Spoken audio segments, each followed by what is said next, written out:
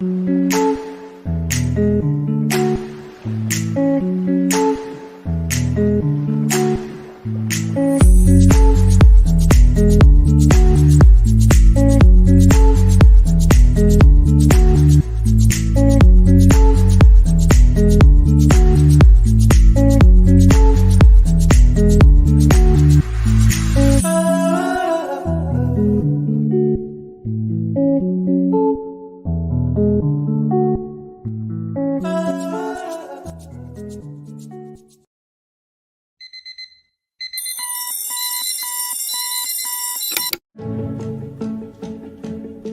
know it's not always easy finding passion and purpose. We know sometimes you can feel more overwhelmed than inspired. But we also know that connecting people to jobs that matter really matters to you. And that's why we're here for you. We know you need top talent to build your business, so we connect you to more than 33 million eager job seekers across the region. And we know strong relationships are essential. We speak your language. Hello Jobstreet สวัสดีค่ะ Hello Jobstreet and provide experienced local support. We also know you want powerful data and insights to empower you and make you look smart in front of your boss. We know while hiring is never simple, our innovations and products make it easier. From delivering better value for your investment to standing out from the crowd. We've got you covered. And we know you like results. We're 3 times more successful at placing talent with employers. How do we know all this? We're your hiring expert and the #1 trusted talent partner in Asia. Start hiring with us now. We know you want to. Welcome everyone to the first of 3 webinars brought to you by Human Resources Online in partnership with Seek Asia. Today's topic is on driving digital transformation to future-proof your business, essentials for HR and business decision makers. How are SME leaders, CHROs, and change champions going to assemble a toolkit and lead digital transformation for their organization? So for the upcoming webinars, we'll be discussing internal mobility and career planning, as well as the impact of a hybrid workplace on your recruitment strategy. But let's set the stage for the current scenario. With COVID-19 battering bottom lines last year and even this, a silver lining appeared in the form of enterprises, big and small, across Southeast Asia being pushed to improve their business recovery and growth. And the #1 way to achieve this was and remains digitalization.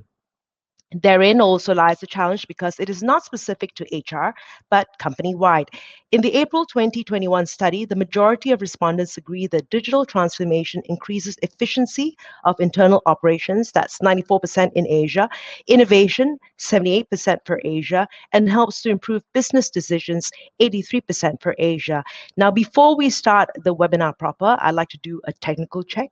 Can everyone see and hear me well? You can say hello or hi on the chat, and our tech support team is on standby. So if you're facing any audio or video difficulties, please visit the chat panel to write to team and we'll get you some help right away. I know they have been helping me. All right, great, thank you. Let's get started. I'd like to run through some housekeeping tips and tricks to make the most of experience with us. We will be having a panel session where I'll be interviewing 3 gentlemen, which I'll introduce in just a moment. You can then look forward to a live Q&A session, and many of you have pre-submitted your questions during the registration, so we'll be sure to bring those into the conversation. And for those who haven't, fret not, please feel free to start sharing your questions right away. And you can do so by sharing your questions in the Q&A chat box on the right of your screen.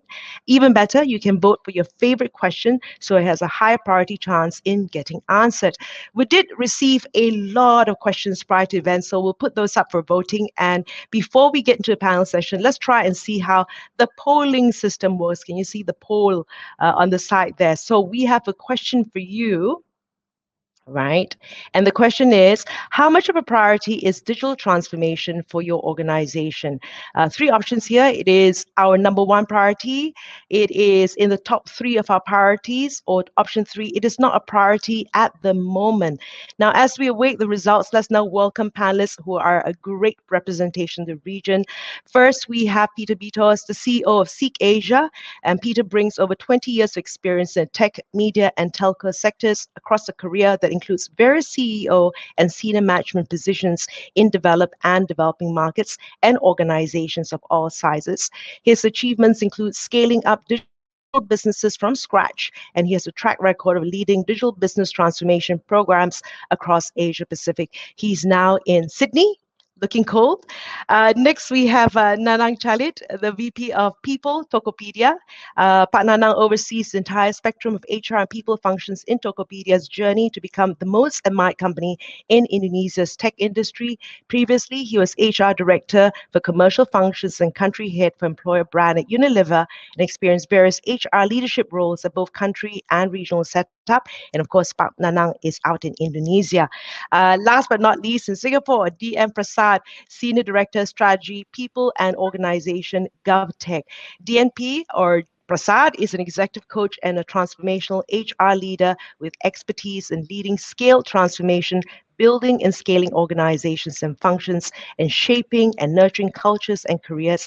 And previous to his current tenure, he founded Noetic Step and has also served as head of people services at Google. So before we get into the questions, let's have a quick look at the poll results. Okay, I have to submit as well. And the poll is saying, can I see the results yet? Oh, okay.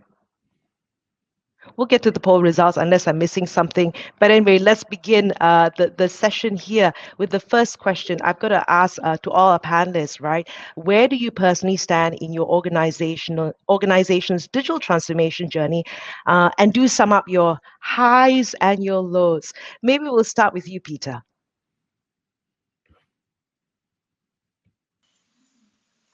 Hi, Frida. Can you hear me? I can hear you.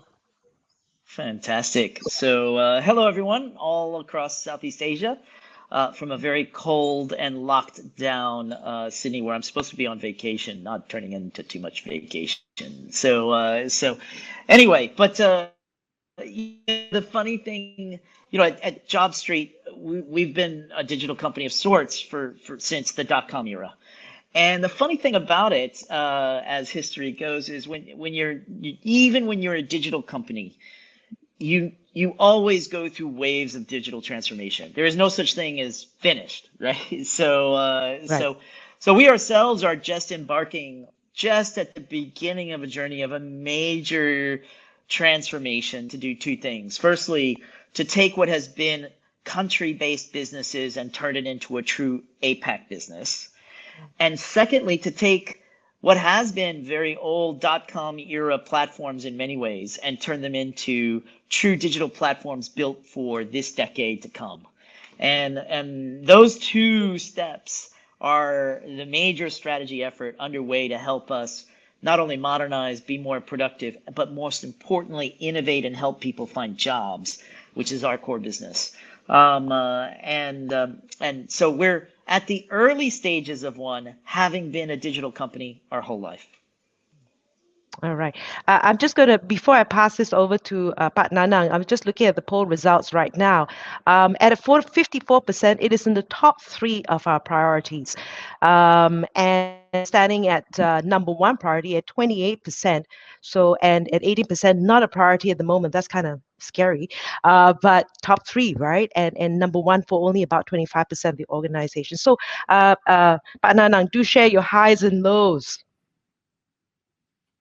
Thank you, Frida. I think, again, just to dovetail what Peter was just sharing, right?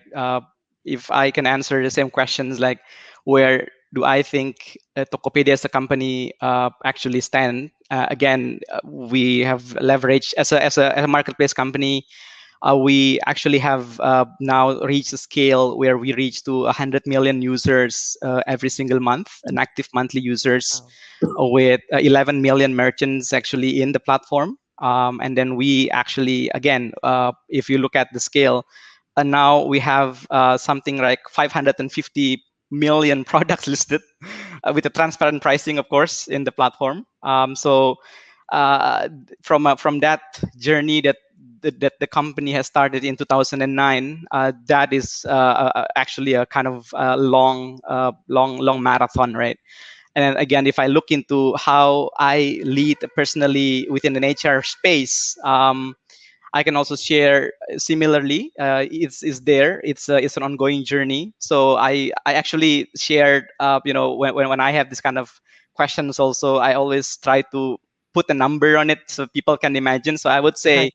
it's an 8 out of 10. And then the reason why it's 8, I think that's 8 symbols. If you turn it 90 degrees, is also a symbol of infinity. Right.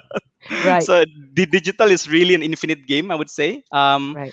You think you reach certain points, but actually you just opening up a new door that Okay. actually tells you, the journey is actually still very long, right? And again, I think from HR perspective, what I can share from HR practices, I also personally turn around.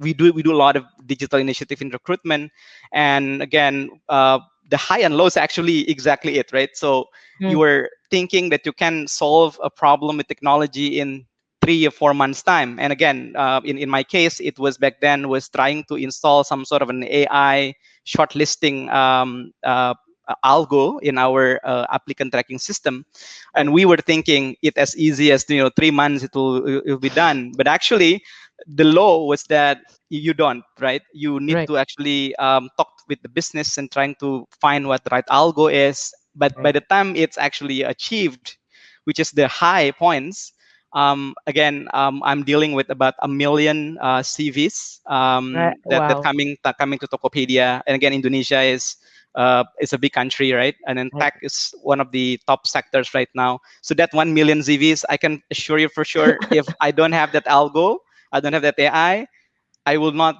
I know. And again, I will not be able to run 100 headcounts recruitment team, despite it's a tech company, right? I need to Right. also be run a scalable operation. So again, the high point was that when that digital unlock happens, then it's the best feeling in the world.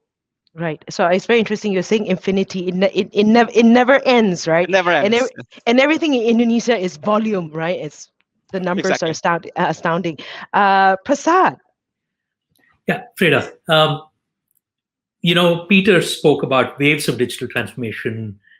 Pananang spoke about infinity. That was really interesting. Let me just start by saying Rome was not built in a day. Okay? And then I'll tell you why. It's in the context of GovTech, the organization that I represent. We are a very unique organization. We are a 4.5-year-old organization with a 40-year-old history dating back to establishment of what we call the National Computer Board in 1981 in Singapore. So, with that kind of a history, and then that also talks about the computerization, e-governance, and digital government journey that Singapore government has embarked upon. So we are in the middle of our own transformation journey, and I agree with Peter when he said it's not just about digital transformation.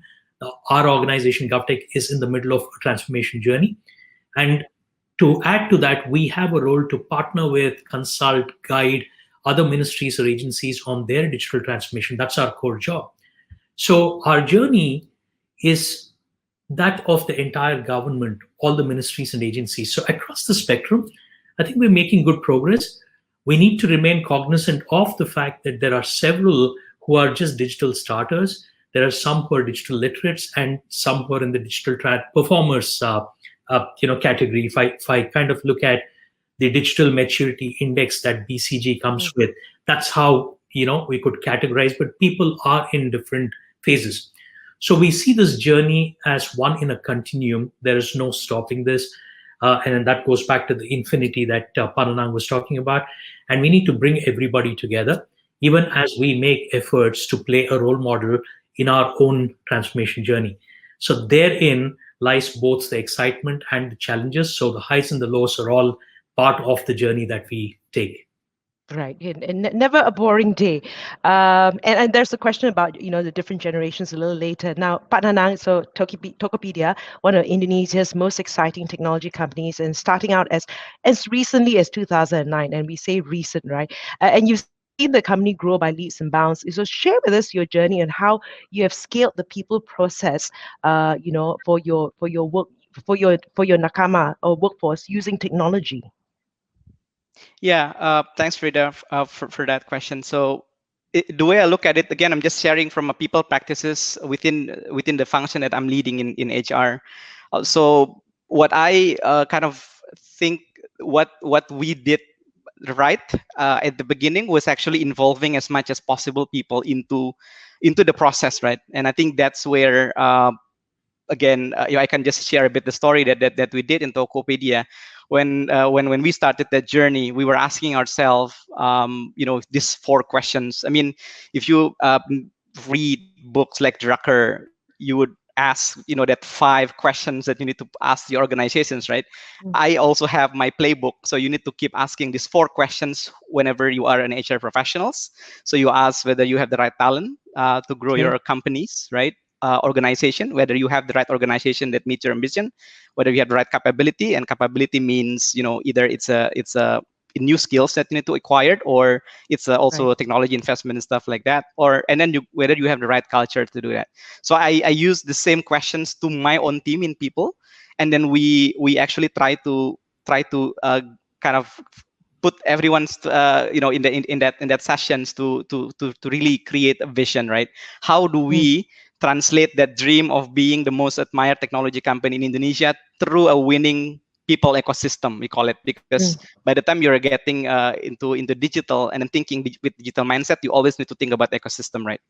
And Right. then we actually launched this simple campaign to ourselves, that we said that here is what we need to do in digital. We need to make things more simple, more human, more impact, more fun, and more technology driven. And then we call it, Right. you have to make the shift through this Right. SHIFT, right? And Right. then by the time we launch that, and then again, suddenly magic happens because people are owning it, and then they actually come up with ideas, right? So Mm. from recruitment, like I said, in I think in just 1 year time, we set up an ecosystem of recruitment where you can still process 1 million CVs of almost 1,000 kind of openings and vacancies because of the growth of the company. And then it's all now navigated almost technology, almost all of it are technology enabled, unless unless the culture fit interview, that's still a person who's Mm-hmm. doing it, and then the final, the hiring managers interview. So there are a couple, depend on the seniority of a level, right? But the shortlisting processes and everything, we actually put an AI into our applicant tracking systems that help us to quickly get those CVs that already benchmark with public data. And then again, public data is actually Right. anything that in social media, like some that you can easily pick without having to bother about internet information security and stuff like that. And employee experience, we also did the same with technology. We can actually create an ecosystem where the first time we introduced actually mental health support for emotional well-being, it's Right. immediately digital. Like Right. it's a Wow. confidential ecosystem where you just need to go to in our internal app, you can actually browse which psychologist that you want to talk to, and then you just Wow. just pick that person, and then you can have this audio visual kind of psychological counseling. And it's all again company sponsored, all this support, right? And again, in people partnering, the people partner teams comes up with this idea of how can we create data-driven decisions making, and the team actually come up with this whole proposals of how you should have a dashboard by functions with attritions and everything figured out. So suddenly discussion is no longer ad hoc, because Mm. I was living in the world before technology company in the previous company, which is again, despite it's a FMCG, but it's actually Yeah. still pretty conventional, Right. where your people partnering skills, it relies on how you build relationship and how do you deal ad hoc discussions. Mm. We actually have moved toward everything is dashboard related. You can always look into where your recruitment gaps are, what's your hotspot attritions and so on. And then it's all more of a like a democratic process where people will actually Right. show up and say, here is where I want to digitalize my job, which is, I think that's an interesting takeout that I was not imagining, that you can actually do Right. that. Because Right. initially I was thinking anything digital, you need to kind of top-down driven, all these things. But I think I have a different experience that I can share today. Right. It's very interesting how employees are taking ownership, right? And I just want to ask a little bit about the mental health one. Was that something that was introduced because of the pandemic, or even prior to the pandemic? This is just so intriguing for me.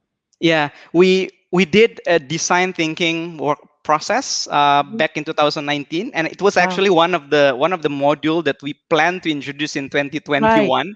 Right. But then because the pandemic came, so we just reshuffled the priorities and we launched it exactly a week after March 2020. By the time pandemic hits, and again, the adoption rate of that solution was surprisingly high.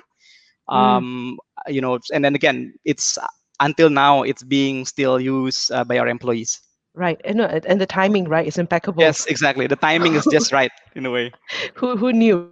But then it's very interesting how you had to change priorities because of what the organization need and what people needs as well. Exactly. Prasad, how was your experience in implementing digital transformation for the workforce, and how did it differ from what partner Nang shared? Yeah, Fred, I'm not too sure if the experience differs significantly. I think the playbook that Pananang was talking about works brilliantly, and we have something similar. But what I do want to share is I want to take an organizational lens and just not a lens of an HR team and people. I wanted to share a couple of anchors based on which we work towards our digitalization journey. 3 aspects of mindset and a little bit about how we approach the capability building that we were talking about, right? So before I start, let me share a quote that I came across, and this is from a CEO of an ideation platform who said, "Don't be fooled by some of the digital transformation buzz out there." Let me repeat that. Don't be fooled by some of the digital transformation buzz out there.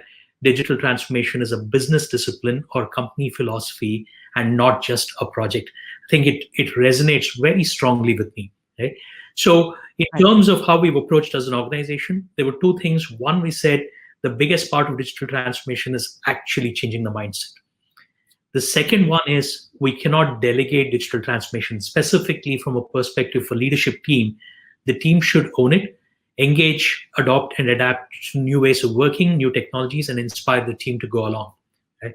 So the biggest challenge or learning is that we need to be intentional about it, and it's a journey in a continuum. I cannot stress enough about the fact that it is not a fly-by-night kind of a project. It has to be persevered with. Right? In terms of mindset, we looked at 3 things. When we are a digital organization ourselves, serving the citizens, businesses, and the residents of Singapore, what do we want to do as a digital first organization? We said this is the mindset that I'm talking about. We wanted to be digital first in designing solutions. We wanted to be cloud first in developing applications, and we want to be agile first in delivering business value. So that was how we wanted to anchor the mindset. And then coming to the most important part, which is talent people, as we call it, building capability. And then when I talk about taking everybody along, it's also about reskilling the workforce and just not hiring somebody new. So we introduced a robust technical competency framework, has 12 technical domains, 36 job roles, 117 competencies across 5 proficiency levels. We now anchor all our HR processes, starting from hiring, workforce and succession planning, development, using this, and we will gear up to expand this to performance management as well once everybody is comfortable with the competency framework. With this comes a huge deal of workforce reskilling, like I mentioned. It's really about not just for training or for deepening tech skills, but also building in necessary skill sets such as analytics, agile, and design thinking, which are all essential for playing a part for digital transformation. So that's how we've looked at it as an organization. And some of it kind of carry through to the people function as well. Right.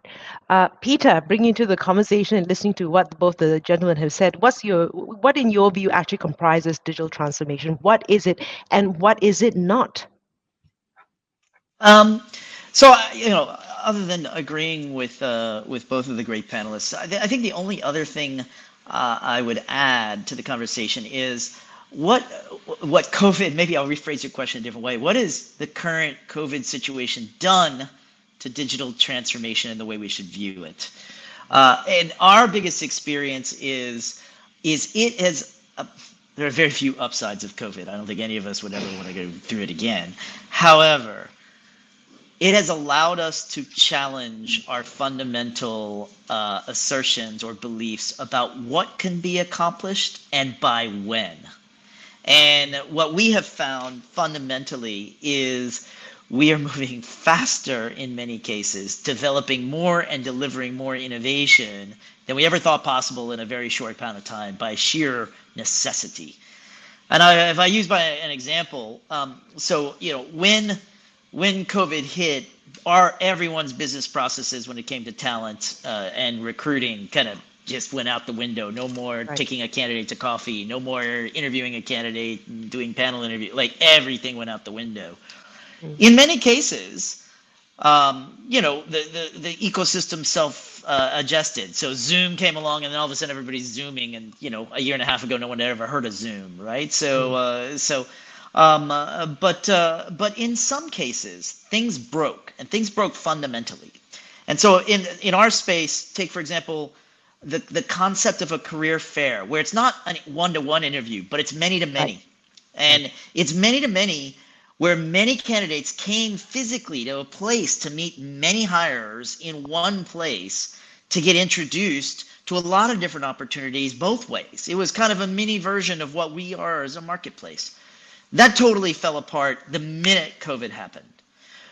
We looked at the ecosystem. That's a problem. We're a marketplace. That is where job seekers go, and that is a key thing that hirers want, to meet lots of job seekers who are looking for a very specific thing.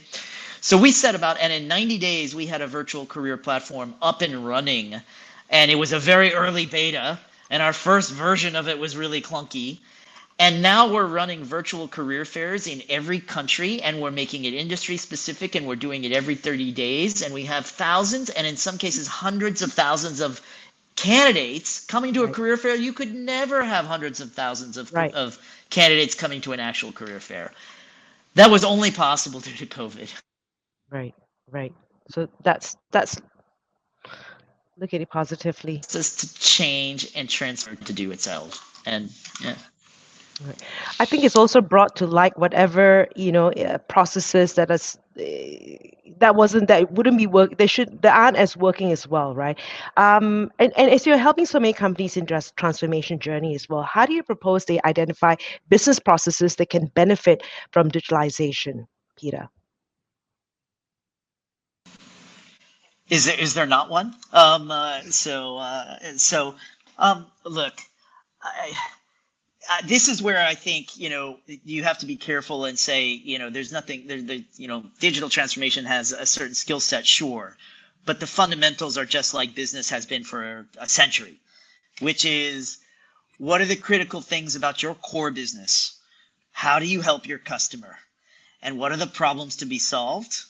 And the only question that you ask is how can you use technology in a way to solve it? The problems don't change. The problems are the same. I have a bunch of people applying, like Pak Nanan described. How do I develop a way to pick the best candidates? Oh, there's this thing called AI that didn't exist 5 years ago. Maybe we can use that.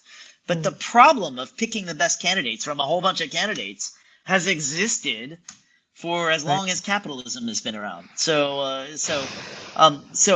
the only thing I would say is go to your most important problems and just keep asking yourself how to apply technology in a different way. Right. Okay. Go to your most important problem and ask technology. Now, so it can be tough to get buy-in from your stakeholders in this, right? There's so many factors to consider: cost, organization-wide changes, resistance, and more. So, how did you do it? And any tips that you can share? I'm going to start this with Prasad and get everyone's viewpoint. So, Prasad, how do you get buy-in?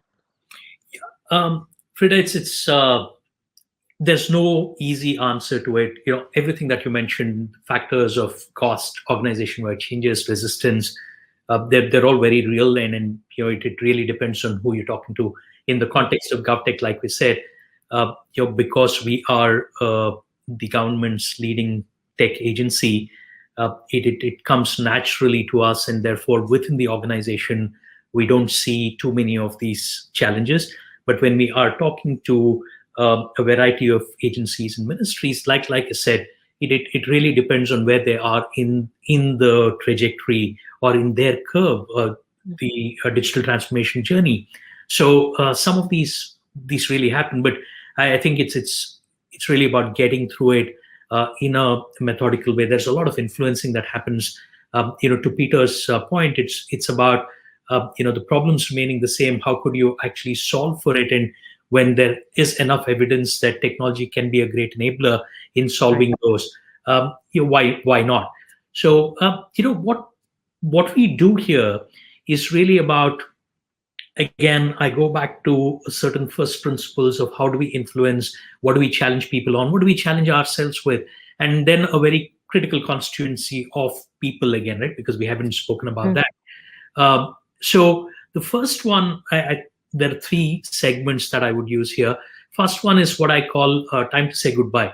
So I think it's really important for us to challenge ourselves to get out of the comfort zone. So say goodbye to the comfort zone. With these new tech, the childhood is gone, as you would want to call it. It's time to play with the big boys. So, and that's what digital is. So are we ready for it? Second one, as fundamental as it might sound, it's really about getting back to basics. How do we create a solid digital foundation to do it? And also OpsTech integration.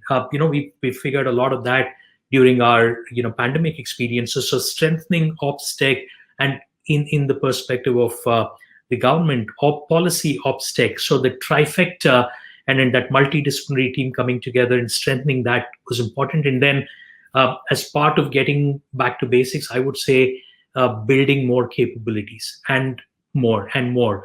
That was very essential. And then the third one is, again, it's really about the vision. So never forget why we are here. It's all about the impact that we need to create, and who is benefiting. What are we here for? They ask the existential question. So I think we are really looking at some of a combination of these to be able to influence. And then when we get to that, it's really about partnering with them, like we said. So as a functional leader for ICT Smart Systems, we're also responsible for talent in the sector for all of government. So in this role, we recently established what we call a digital academy. So what it was really for is to raise the digital quotient for just not the officers in the domain of smart systems and ICT, but broadly across public service. So a digital academy is an aggregator of an ecosystem operating at the cusp of technology and government. We work with several content partners. Essentially, the design principle there was to bring the right content partner for every content that we want to deliver. As we speak, we inaugurated the Digital Academy about 3 weeks ago with about 55 programs. Again, going back to the 12 domain areas that we were talking about, and we're adding another 40. So this is a way we partner, and we, tell others that we are with you in this journey. We are journeying with you. We are behind you, and let's move forward. So it's a lot of how I'd call a song and dance. There's never an easy way here. It's persevere, influence. For every step forward, there is half a step back. We need to just keep moving forward. Right. Sundar Pichai, the CEO of Google, and I spent 12 years in Google and have a huge regard for this gentleman. He said essentially the role of a leader is to keep making decisions and keep the momentum going. Right? If I look at the role of GovTech as a functional leader, that's exactly what we keep doing as well. Keep the momentum going. Right. I know Peter's very excited to talk about this. I'm going to get Pak Nanang first, and I'll get Peter to encapsulate it. Pak Nanang, what the buy-in? Yeah, I guess I fully agree with what Prasad and Peter was sharing, and I think I'm just gonna probably add examples to that, right? So Peter was saying about, what is that problem statement that you want to solve, and really stick with it and think about technology, how you can solve it, and then make it as a great enabler, like what Prasad was saying, right? And I think, again, in my experience, there's none. Whenever HR introducing any digital initiative, I can't remember anyone actually saying no to that. I think the reason why, because we are addressing the right problem with the right relevance. And you were just sharing, earlier, that was timely, right, approach on mental health support by the time everybody is working from home. In the recruitment space, also the same, right? What the hiring managers care about is that I'm getting the best candidate that I need. That's what Peter was saying, right? And then the whole back end process, they just trust you as an HR team to deliver, right? And again, I think this is where what I just want to add is the element of performance management came into place. Because by the time you're defining what are the success factors of your digital initiative, I think that's where the magic starts to unfold, right? Those are, I know it sounds niche, it sounds classic, but that's it, right? If you're not measuring it, then how do you know it's successful? And that feeling of maintaining momentum comes when you're seeing that things are, evolving. I think Peter was saying 100,000 of people coming into virtual career fair. Prasad was also saying the same, that by the time you have momentum, that you can feel it. So I think putting that numbers is important, because by the time we are selling that initiative we want to do, again, recruitment as an example. So I was basically saying, here is my time to offer. It was 40 working days, and I said, I want to halve it. How can I halve 40 working days into 20? And then the team starts to kind of sticks, right? And then, okay, let's do this, let's do that, and then the AI came in, and so on, and we actually delivering less than that now of the time to offer for junior positions higher. So I think measuring what the success factor is just additional point that I just want to add into what Peter and Prasad just shared. Right. Peter, you want to add on to this question? Yeah, I love this question, because I gather, and I'm willing to take a bet, that of the 600, 700, 800 people in our audience today, they're probably not all CEOs who could just mandate investments. Everybody's got to get buy-in for something. This particular question I love, because this is an area where I really believe technology has changed the way you can get buy-in.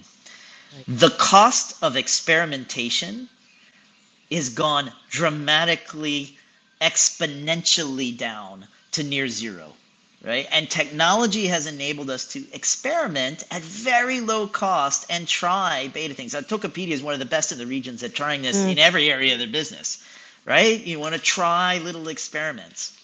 So you want to get buy-in for something, build something small that's real, try it, see how it works, and then scale it, right? Bringing something alive for your organization and showing them something tangible costs less than and takes as less amount of time than at any other point in human history. And doing that is a very effective way to gain buy-in to make bigger change happen faster. So for everybody out there, try and learn the tools of digital transformation and hacking your way there. You can go a long way that way. Right. And just to follow on from that, Peter, right, in addition to getting buy-in, what are some of the other challenges companies face, and how are you enabling them to solve these challenges?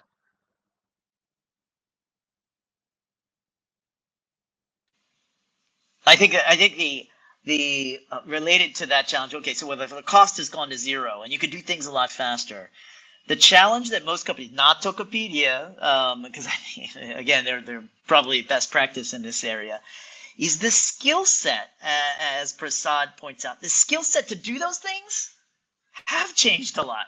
You want to build something really quick, you got to have the right skills and the right capabilities and the right talent to be able to do that. You want to build an AI engine for your HR system? Not even we have enough, and we're an HR marketplace, and we don't have enough AI engineers that we want to spare to put to our own internal systems, right? So we want all the AI people we can get on the front end, right? So So talent and identifying the right talent that will help you enable not just the big stuff, but the little stuff as well. And keeping that talent, that is a very, very hard challenge. Now, that's what we do every day. It's across the region as Jobstreet or JobsDB, but it's the single most important first step challenge. Got to get the right talent to tackle the digital transformation things that you want to do. All right. I'm mindful of time, and I still have a lot of questions. I know that there's a lot of questions out there as well. But just I think this is an important question, right? Along the same lines, how do you change behaviors to adapt and boost adoption participation rates? Because you talk about, especially across generations, and that was the question I wanted to bring up, right? How do you get that buy-in? I know Prasad said, mindset. Pak Nanang was saying, ownership, right? How do you do this? Maybe I'll get Prasad to comment a little bit about this first.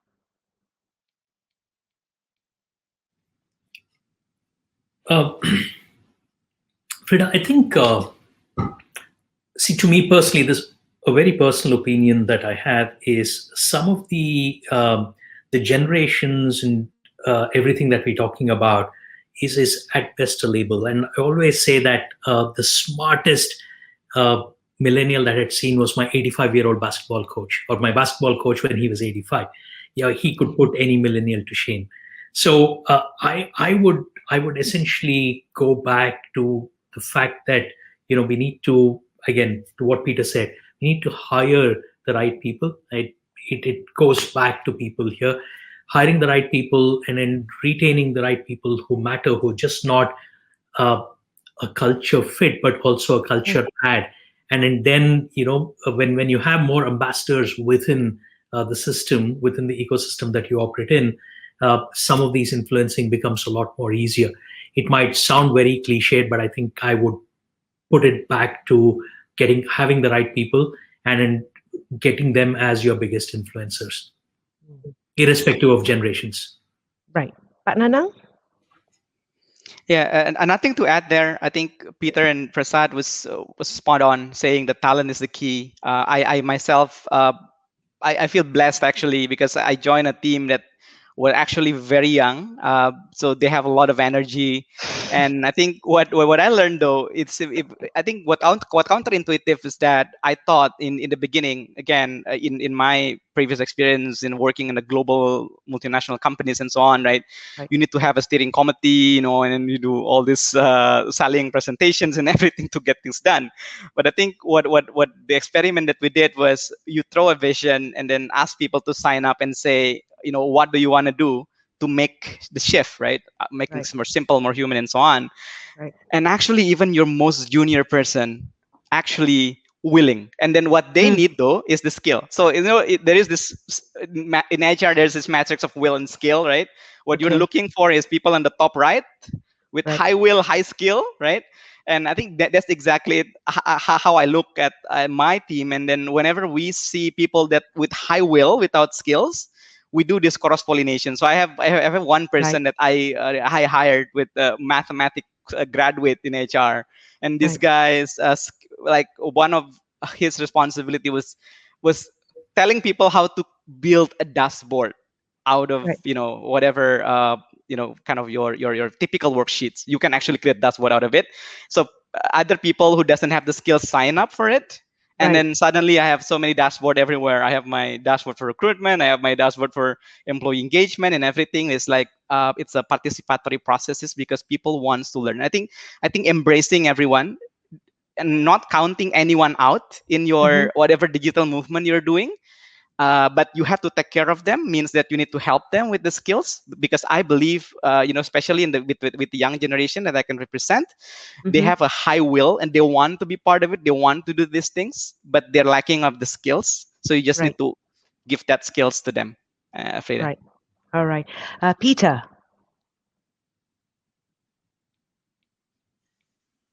Yes. Okay. My question, how do you change behaviors to adapt and boost adoption and participation rates, especially across the different generations? Yeah. Look, I do think I will for the leaders out there. This is for you. I do think there is a little bit that starts from the top and sets the tone. We work in organizations. Almost all of our organizations have a boss somewhere and a leader somewhere. If the leaders themselves aren't committed to the journey, it's super hard to for the organization to change. What'll happen is those great young talents that Pak Nanan was referring, if you do happen to get them, you'll lose them. To me, it does. Every leader on this call has an important role to play to setting the tone, and the setting tone goes: how do you allocate budgets? How do you allocate OKRs? How do you drive experimentation? How do you use technology yourself, right? So even the little things matter. So the tone the leader sets from the top, I think, is a very important thing to drive change.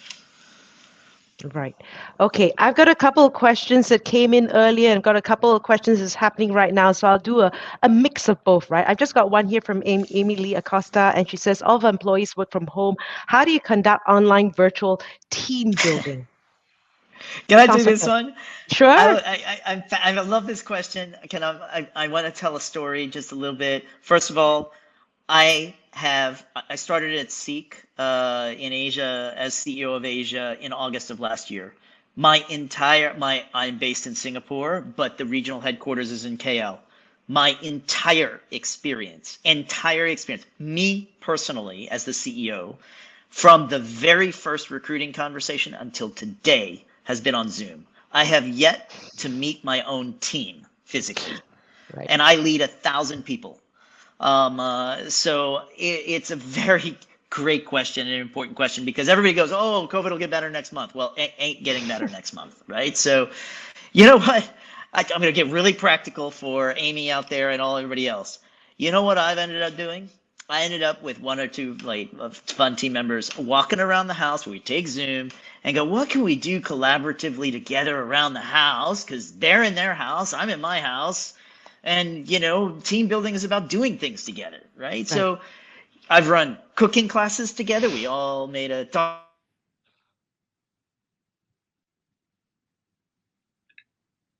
with the chef, and we've done dance classes where we had to stand up and shove stuff away.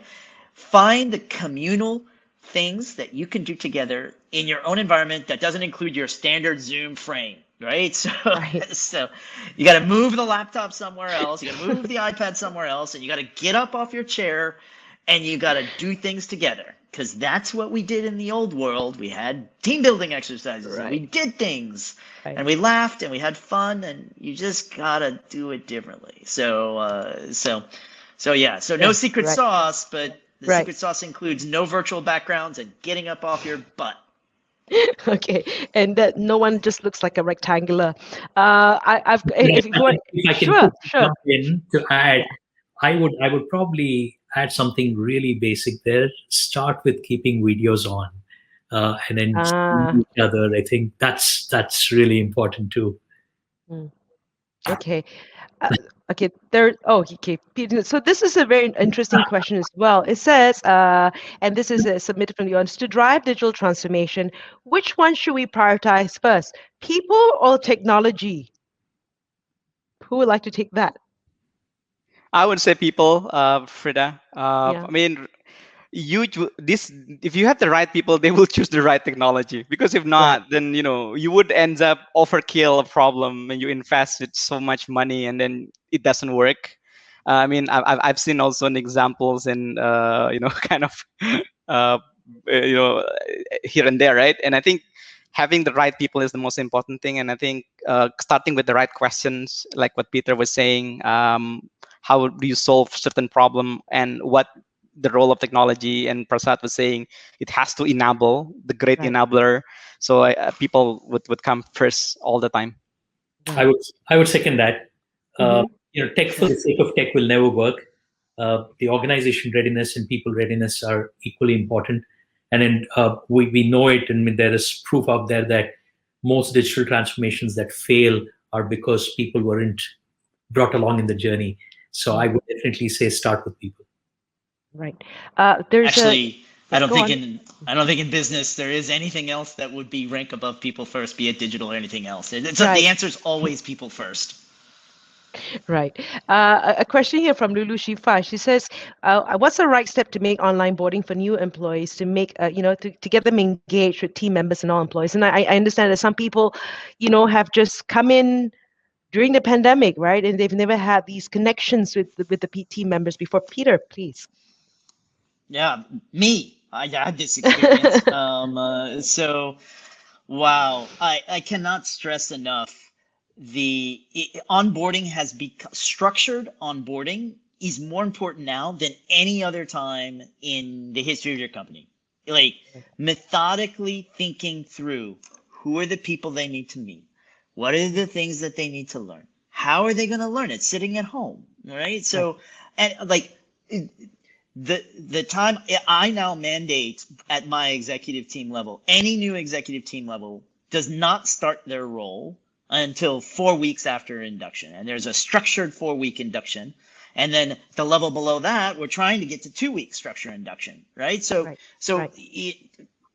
you just got to do it in a very structured way. You cannot wing it and throw people to the lions. And that's just, I myself experienced that, and I have not found any other way other than just you have to methodically program it. And it's exhausting, but you got to do it. Okay. We've got a question here from Noor Haniza. Since all employees are working from home, how do we know the productivity of the employee? Pananang? This is where you just gotta trust your people, and leaders needs to trust their team member. And again, I think there's always I was once in part of my leadership journey entering there is this course that's trying to simulate a team leadership, right? And interestingly, the game is kind of like role-playing game kind of thing. So there is somebody talks to you and you respond, and then they try to quantify it, right? And at one point in time, you will add to productivity, but at one point in time, the score will add into the engagement score, and it's basically trying to say that there's no right or wrong, and then there's always consequences of how you react to things. But I think, come to think about it, right? Leading the team myself, I think that game, if I can say, it's not really reflecting the reality. I mean, I learned in Tokopedia. I mean, there are a lot of empathy that we're putting into place, starting during the pandemic, right? And this empathy or just something that employees really, really need this time around. And then, for some reason, you just believe that they will be thankful for whatever you're doing, as long as you're kind of thinking about them first. And I think, this is back to the human nature and human being again. It's all about building trust and really, let people,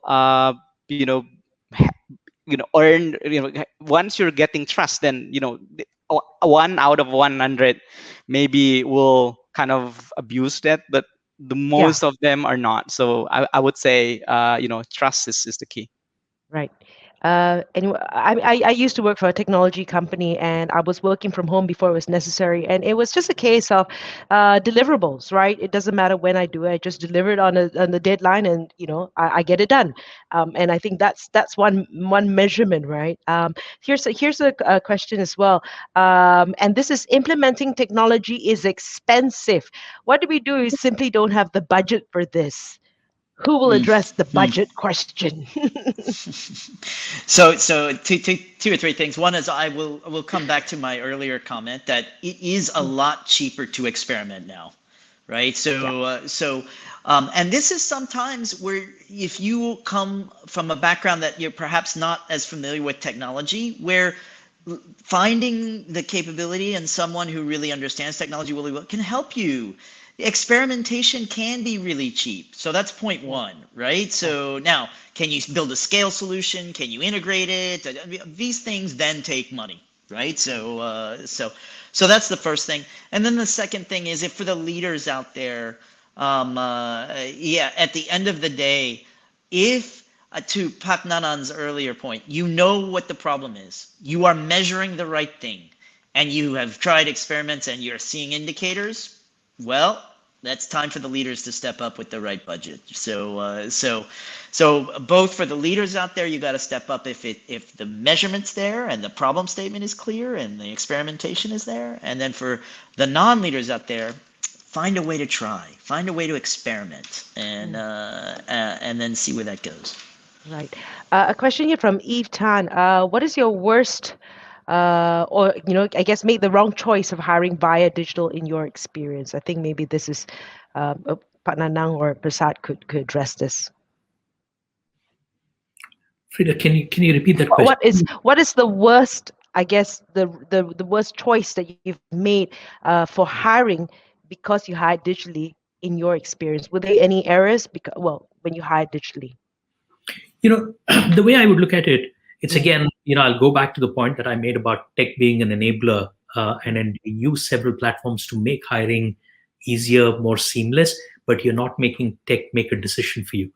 Right. It's the rigor of the process that we have, and it's the same whether being in Google or GovTech. We have our own processes which fits into what the organizational requirements are, and what's our mantra. So I don't believe that we will be able to blame tech even if there's a hiring error. Okay. We need to own that as an HR organization or as hiring managers. Blaming tech is going to be very lame. It's just easier. Easier, yes, but is that the right thing? Okay, another question here, and then I have a final question for you guys. I was like, here's for Teresia. How do you measure if your digital transformation was successful, right? And I think that's the process thinking. Who would like to address that? Go ahead, Peter. I can add on. If you were asking that, I was just gonna say something really quick. If you're asking that question at the end, you've already messed up, right? So it was really important. You have to ask that at the beginning of the process. What are we trying to achieve, and how are we going to measure that? So that, I just say, if you get toward the halfway towards the end, and like, how do we know if we're successful? Trouble is, you've probably not done it so well. All right. Okay. This is a final question to all of you, and to end on a positive note, right? If you had a magic wand, and if you can do any one thing to progress digitalization in your organization or your community, what would you do? I will ask Prasad first. Okay, can I just be the party pooper and say I don't believe in magic wands? But yeah, that said, two things that I'd really push in an organization or influence people. One, we need to be really intentional. We need to start acting, and then again measure what matters, right? The second one is we need to keep the momentum, and I would just say, how do we think big?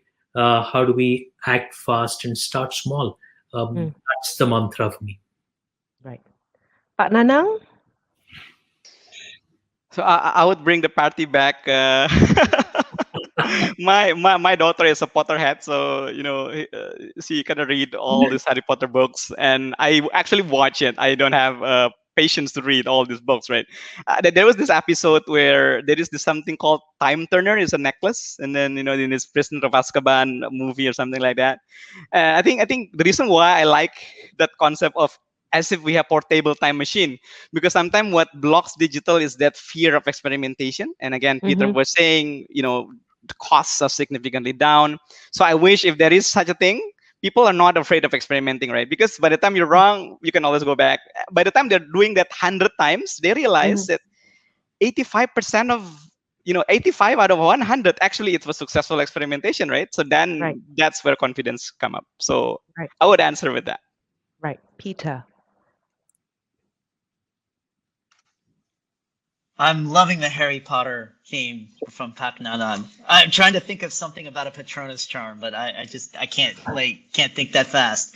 So look, I'll probably end on this note, which is at Seek or Jobstreet, we run a marketplace for people's jobs and connecting people to their next working lives. Marketplaces work best when you get all the jobs in one place with all the candidates in the same place. That's when most efficiency happens. That's when the magic happens, if you will. Mm-hmm. And in a world where so many people have been disrupted so badly by all the horribleness that's happening over these past year or so, if I had a magic wand, I would want all the jobs in the possible region in one place and all the candidates in one place, so we could get the most amount of people jobs and to their next step in their career to help their families and their lives. And if I had a magic wand, that's what I would try and do. Right. I know I said it was the last question, but I lied because there've been lots of questions. So probably we'll and I'm mindful of everyone's time as well. So I'll probably allow 1 or 2 questions. And this is an interesting one from Monica. She says, my company is focusing on solving digital transformation. Everything is tech savvy, but the thing is that employees are getting exhausted. Then the turnover is quite high. What the practical humanistic approach that can be brought up? How do you escalate bottom up? And I get it, right? You're fatigued. What do you do? Who would like to take this? So let me start. It's a great question and kind of goes back to what we were talking about the mental wellness earlier. So again, specifically during the last 18, 24 months, we've all been in a situation which we've not been in before. So this is a time where trust plays an important role, the genuine care that leaders and managers can espouse, and even people within their teams. I mean, each one can play a role. Just being a lot more mindful and making sure that it's not always about delivery. It's not always about the bottom line, but people are important. And how do we focus on that? How do we bring the focus on holistic wellness back, specifically addressing mental wellness? I think that's really going to be important. And I strongly believe everyone in the organization has a role to play, as they can be a friend, a confidant, someone who's observed something and kind of reached out, or a leader, going back to what Peter said, who's opening up the purse strings and then making things happen, right? So that's what I would say. Right. And this is another question, this from Nurul Nabila again. And I think it's interesting, right? How do you work in to digitalize if the top, and this is a question about buy-in again, if the top management does not want to change at all? And I guess it's easy for the likes of Tokopedia because you're a digital company, so we get it, right? But how do you get, when people are still seeing HR as a separate function of what is a company decision, how do you get people to come on and wake up if they haven't woken up by now?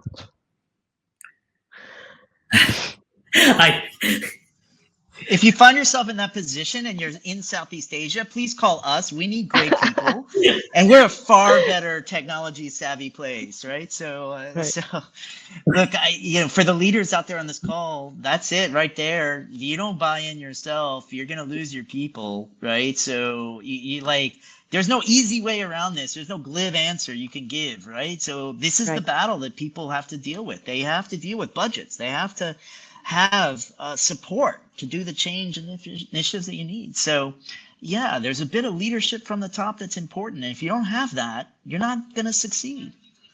Right. Prasad, anything to add to that?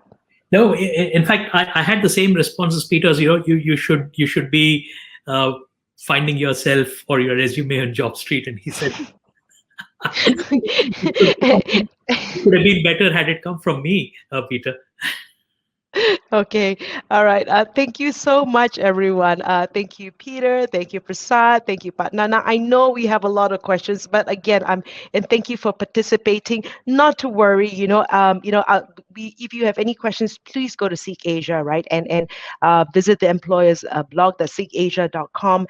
And there will be a second webinar which is happening on August 18. Another hot topic, which is talent acquisition, right? And we also have a survey for you to fill, and you can see the link to the survey right now as I'm talking.